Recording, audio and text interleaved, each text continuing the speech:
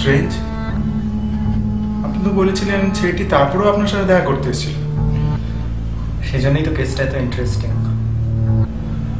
আমার সাথে যখন দ্বিতীয় দিন দেখা করতে এসেছিল তার আগেই হি ওয়াজ অলরেডি ডেড।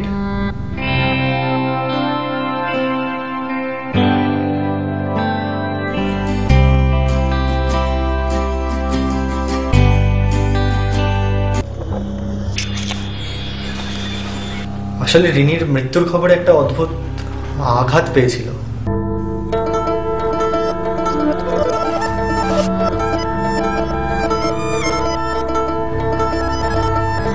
কি জানি, আমি মনে হয় নিজেই স্কিজোফ্রেনিক হয়ে গেছি।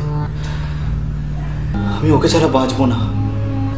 আমি কি করতে পারি তোমার জন্য বলো?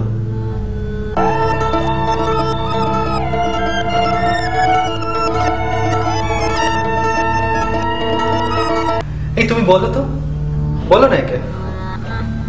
আমি আর একবার বলছি, আমাকে আর একবার রিনির সাথে দেখা করিয়ে দেবে।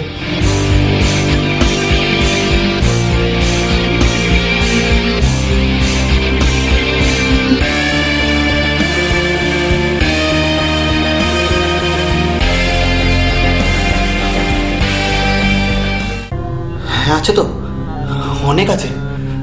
কাল নিয়ে আসবো।